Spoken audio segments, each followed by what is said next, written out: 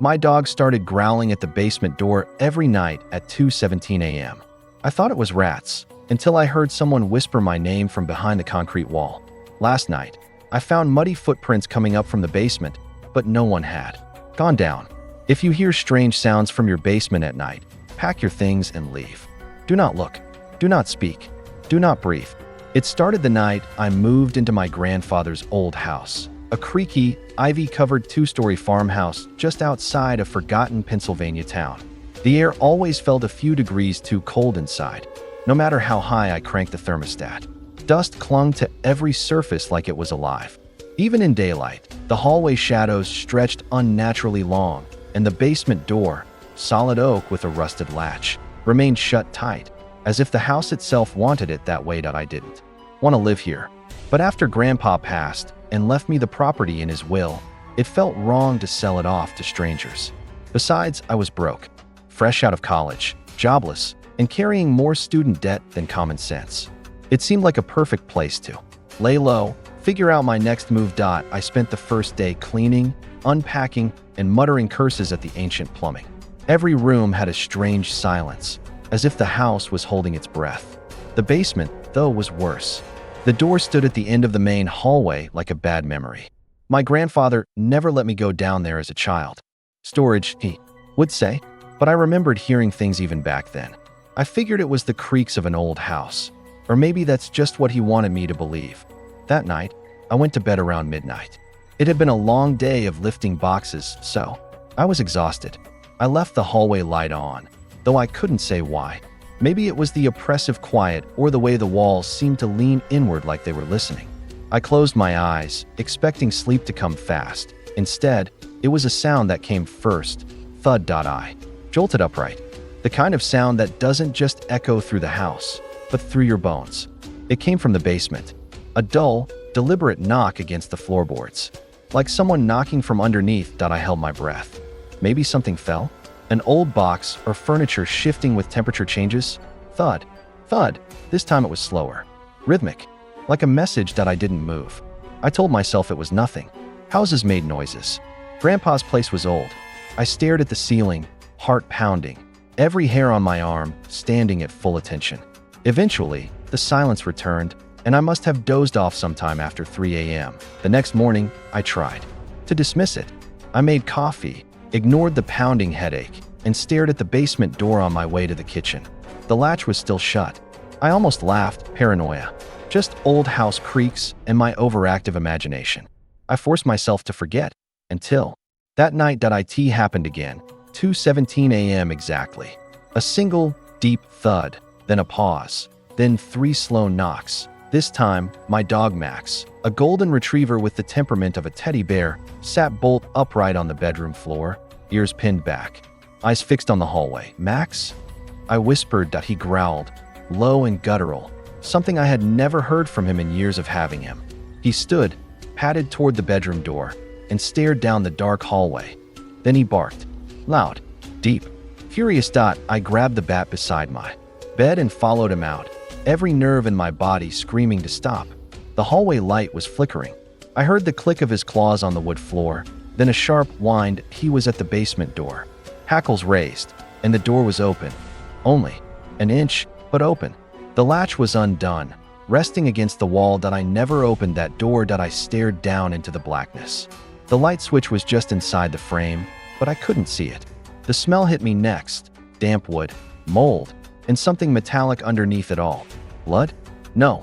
I was imagining things. Max barked again, then whimpered, stepping back. I closed the door slowly and slammed the latch down hard. I barely slept that night. Every creak felt like footsteps. Every gust of wind, a whisper. I started Googling the house, trying to find anything. Local legends, deaths, history, anything to explain the basement. And then I found a post buried on an old paranormal forum from over 12 years ago. If you live in that house on Black Hollow Road, never open the basement after 2 a.m. That's when it starts mimicking. That I didn't know what it meant until the third night. 2:17 a.m. again. No thuds this time. No knocks. Instead, I heard my mother's voice, soft, gentle. "Jason, can you come down here, honey? I need help with something in the basement." She's been dead for 4 years. Max began growling again, his body blocking the hallway. I stood frozen, staring at the basement door. The latch was moving, rattling. Something was pushing from the inside. "Jason," she said again. "Please, don't make me call again." The voice was perfect. The tone, the phrasing, even the exact way she used to say my name when she needed help opening jars. But it wasn't her. It couldn't be that I didn't go near the door. I sat on the bed until morning, Max curled beside me, both of us wide-eyed and waiting. That day, I called a local priest. He showed up with a thick book and a bottle of holy water. He didn't ask too many questions, just looked at the house, then at me, and nodded like he already knew. He blessed every room, said a few words in Latin. When he reached the basement door, he paused. "You opened it, didn't you?" he asked. "No," I lied. "It was just cracked." He didn't believe me. I could see it in his eyes. He pressed his hand to the wood and closed his eyes. "Something lives down there. Not a ghost, not a demon, either. Something older, something that waits." Then he gave me 3 rules. Never go near the basement after 2 a.m. Never respond to any voice you hear from behind the door. If the door opens by itself, leave the house and never return. I thanked him, but I didn't take it seriously.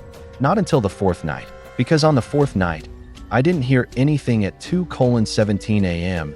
No thud, no voice, no rattling, just silence. And silence, I've learned, is worse, because silence means it's already upstairs. I didn't sleep at all after that 4th night. I sat in the corner of my bedroom with every light in the house turned on, gripping the baseball bat in one hand and Max's collar in the other. My phone battery had died. The power outlets weren't working, even though the lights were still on. Every instinct I had screamed, "Get out now," but it was like I was paralyzed by fear. No, by fascination. Something wanted me gone, but something else wanted me to understand that I kept telling myself I'd leave in the morning. Sunlight came. I was alive. I took Max out, walked around the property. The breeze was calm. Birds chirped. Rationality returned. Maybe the silence last night was a good sign. Maybe the blessing had worked. Maybe the priest scared whatever it was back into whatever hole it crawled out of. But when I returned, I saw them. Footprints. Muddy. Long bare. They started at the base of the basement door and led up the stairs, through the hall, right into my bedroom. That I hadn't heard a single step. Not a creak. Not a breath. Whoever, whatever it was, it had walked into my room while I sat in it. Max refused to enter the house. He whimpered and clawed at the front door when I tried to pull him in. I should have taken that as a warning. I should have gotten in the car and driven until the gas tank was dry. But fear does strange things to the mind. It makes you curious. And curiosity, I now realize, is what the thing in the basement feeds on. That night, I tried to stay awake again. I armed myself with coffee, lights, and a kitchen knife instead of the bat. But I wasn't prepared for what happened. 2:17 a.m. This time, the sound came from inside the walls. That it was as if someone was crawling between the drywall. I heard breathing, ragged, hungry, wet. I pressed my ear to the wall beside my bed. Nothing. Then I turned and looked toward the closet. Scrape. Long fingernails dragging across the inside of the closet door. Max was howling from outside. He'd slipped out through the doggy door and wouldn't come back. I stood slowly, heart thudding so loud I was sure whatever was in the closet could hear it. I held the knife in front of me and stepped toward the door. Just 3 feet. 2. 1. Then, knock, knock, knock. From the inside. I stopped breathing. Then came my voice. "Jason," it said. In my exact voice. "Jason, I'm scared. Let me out." I backed away. I didn't blink. I didn't move. I just stared. My own voice, pleading from inside the closet. "I didn't mean to wake you." It continued. "I just don't want to be down there anymore." Down where? Then it began banging. The closet door rattled on its hinges. I turned and bolted, fleeing. Down the hallway. But the house didn't feel right. Angles were wrong. Doors I didn't remember. And the hallway felt longer than before. I crashed into the kitchen, switched on the light, and saw my grandfather's journal on the table. I had never seen it before. It was open, as if waiting for me. The pages were yellowed, covered in trembling handwriting. I flipped through and saw something scrawled again and again. "It doesn't live in the basement. The basement is its mouth. Don't let it learn your voice. Don't let it wear your skin." That last sentence made me gag, because the thing in the closet had my voice perfectly. It wasn't mimicking anymore. It was rehearsing. I tore through the journal. One entry mentioned a name, Dr. Malcolm Redding. Apparently, my grandfather had contacted him in the 80s about the thing in the floor. Redding was a parapsychologist who had studied predatory mimicry in architectural entities. I didn't know what the hell that meant, but it sounded insane. Still, I looked him up that he was still alive, barely. A recluse, living 2 towns over in a rusted trailer surrounded by barbed wire and signs that read "Keep out," and this means you. I went anyway. When he opened the door, he didn't speak. Just stared at me with sunken eyes, yellowed and wary. Then, he whispered, "You heard it, didn't you?" I nodded. He didn't ask what I heard. He knew. I studied that house 30 years ago. Your grandfather was one of the few to survive it. Survive what? I asked. He shook his head. It doesn't have a name. Not a real one. It's not a ghost or a demon. It's a parasite that inhabits spaces. Sometimes walls. Sometimes attics. Most often, basements. But it needs a host. A voice. A memory. That's how it comes up. I asked how to stop it. He stared through me and said, "You don't. You leave before it starts wearing you." I went home to pack. I was done. Screw the house. Screw the inheritance. I was halfway through stuffing my suitcase when I saw it. A second Max standing in the hallway. Identical fur. Identical eyes. Tail wagging slowly. I froze. The real Max was still outside, scratching at the back door. The fake Max turned its head, smiled, and whispered in my mother's voice, "Jason, you were supposed to stay." Then it dropped to the floor, its bones rearranging, cracking. The body stretched, legs bent backwards. The mouth tore wider and wider until it became something impossibly long, as if the entire hallway was inside of it. I ran. I slammed the bedroom door and pushed the dresser against it. Then I heard the whisper inside the room behind me. "I told you to stay," and the lights went out. Only then did I realize it didn't need to be invited. It already was me. I don't remember falling asleep, but I remember waking up, not in my bed, not in the hallway, but sitting cross-legged on the basement steps. The door behind me was wide open, pitch black below. The light above me flickered erratically, casting shadows. That felt too alive, too interested. My mouth was dry. My limbs didn't feel like they belonged to me. For a moment, I didn't even know who I was. My name didn't come to mind. My age, my memories, the color of the sky, all gone. Just shadows and the whisper of something waiting beneath me. Then the voice came again. My own voice. "You're almost ready." I jerked upward, stumbling up the stairs, slamming the basement door so hard it cracked.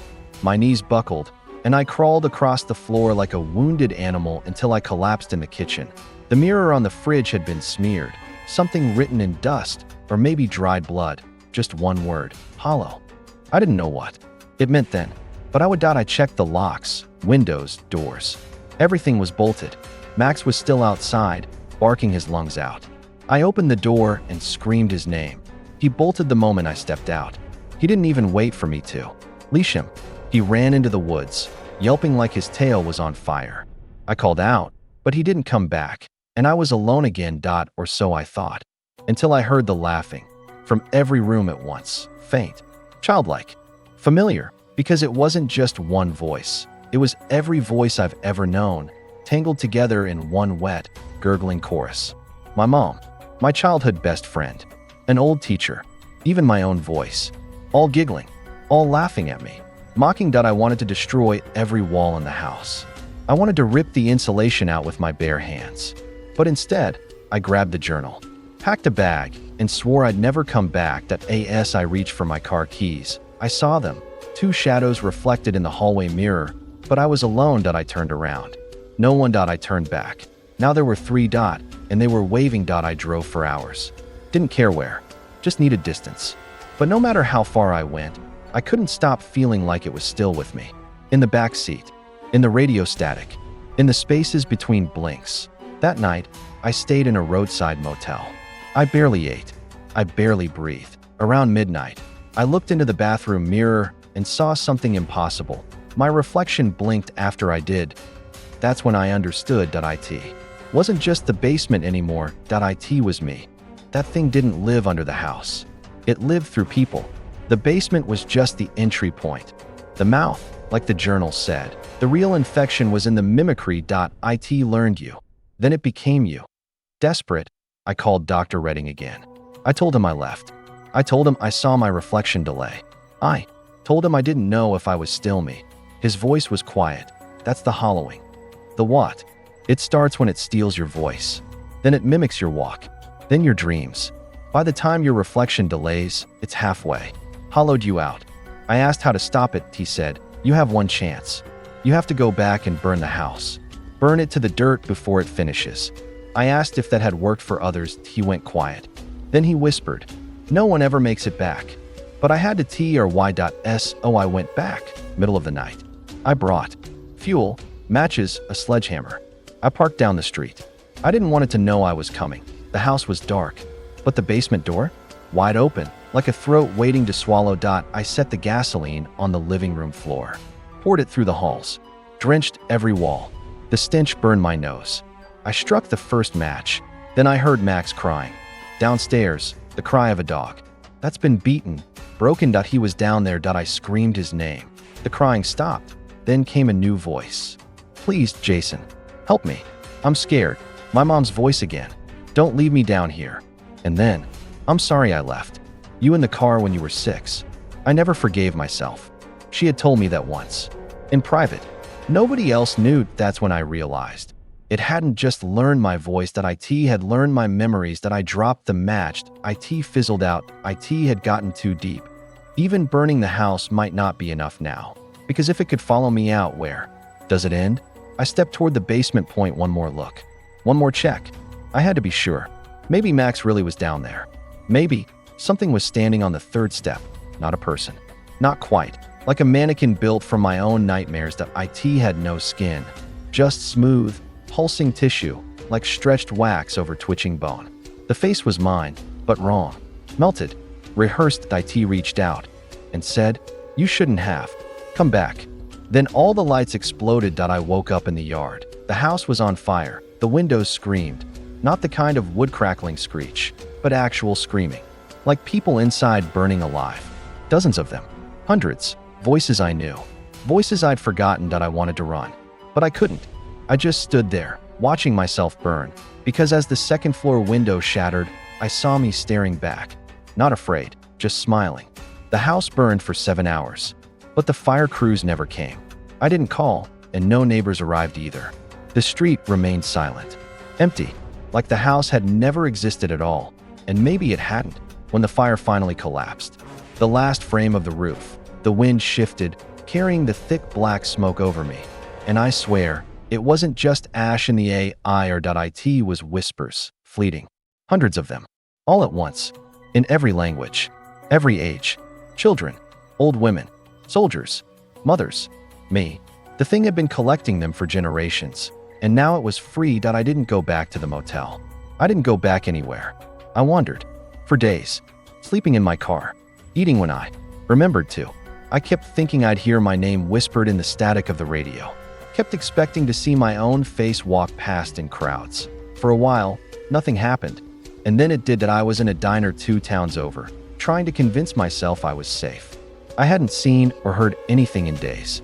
The waitress was kind, the coffee strong, the light warm. Then a man walked in. He sat 2 booths away, wore the same jacket I was wearing, the same shoes. He even had the same mole beneath his left eye. He ordered eggs the same way I do, scrambled hard. No toast. I stood up slowly and walked past his booth. His face was my face, but it didn't recognize me. Not right away, until I reached the door. Then it smiled. Not with kindness, but with satisfaction, like a predator that no longer needs to chase. I ran to my car, turned the key, and drove with no destination. I didn't stop for hours. I didn't look at the mirrors. I didn't blink, but I could feel it now. Like an itch under my skin. Like someone reading over my shoulder. Like the world had developed a second version of me, and I could never be sure which one I was.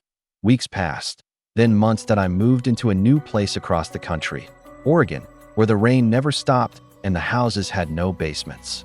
I threw away every mirror. I worked remote jobs, spoke to no one. I even changed my name. It didn't matter, because one night, at 2:17 a.m., I heard it again. Knock, knock, knock. From the back wall of my apartment. No basement. No attic. Just drywall. Then, came my voice through the vent. "You moved." That was smart, but not far enough. I screamed, tore the vent open. Nothing. I checked every wall, every pipe, every corner, still nothing. But when I looked at my phone screen to call someone, anyone, I noticed the front camera had been recording for 7 minutes. And in the footage, I was sleeping. Except I wasn't. I was standing in the hallway, watching myself sleep. I booked a motel that night. Different city, paid cash, no ID, but it followed, not as footsteps, not as breathing, but as thoughts. It whispered while I tried to sleep. It remembered things I didn't, private things, embarrassing things, traumatic things, until I realized they weren't just my memories. They were his. My grandfather's, my mother's, the people before me, the hollowed. The mimic wasn't copying me. It was becoming a hive of all those it had ever consumed. I was just another node, another suit it wore, another house it broke into. And I couldn't tell if I was still me anymore. One night, I met a woman named Gwen. She was at a support group I joined for night terrors and identity dissociation. I didn't talk much, but when I did share my story, heavily redacted, she didn't flinch. Instead, she leaned close and said 4 words that made my stomach turn. "It's been in mine too." She told me she'd grown up in New Hampshire. Her family home had a sealed door behind the pantry that nobody talked about. Her brother had disappeared when she was 9. No one believed her when she said she heard him calling for help from behind the wall years later. The last thing he said was, "I'm learning how to be you." She ran away at 16. But it followed. It always follows. We didn't fall in love. We fell into fear. Together. We compared experiences, tracked patterns, documented timelines. Gwen discovered it always shows up at 2:17 a.m. No earlier, no later. That time, she said, was the moment between silence and surrender that we began hunting. For others, more survivors. And we found them. A retired janitor in Utah. A war veteran in Maine. A mute girl in Florida who hadn't spoken since she was 7 because the mimic had stolen her voice. And now she refused to give it new material. Each one had the same look in their eyes, not fear, not trauma, but recognition. They had all stared into the thing that watches from the basement and walked away with less than they entered with. One day, Gwen disappeared and oh note. No sign of struggle, just her phone, left recording on the motel nightstand. The video was 5 minutes long. It showed her sleeping, then waking up, then walking backward into the closet. The closet she had boarded shut with 6-inch nails. It opened for her. And when she turned to face the camera, it wasn't Gwen anymore. It was something wearing her skin, wearing her grief, wearing every terrible thing she ever lived through like a costume. It waved at the camera. Then it whispered, "Tell Jason, he's next." I haven't slept in days. I've locked myself in a concrete storage unit with no vents, no mirrors, no furniture. Just this laptop and this message. If you're reading this, it's because you've heard the sounds too. The thuds, the knocks, the familiar voices that you've told yourself it's just the house settling, just bad dreams. But you know better. You always have that. So here are the rules, in case no one ever told you. 1. If you hear a voice coming from the basement, ignore it. No matter how familiar it sounds. 2. Never look in mirrors after 2:17 a.m. They're not reflecting anymore. They're recording. 3. If something knows things about you that no one should, it's already inside. 4. If the basement door opens by itself, don't run upstairs. Don't call for help. Just run, and never look back. Because if you hear strange sounds from your basement at night, you were never alone to begin with.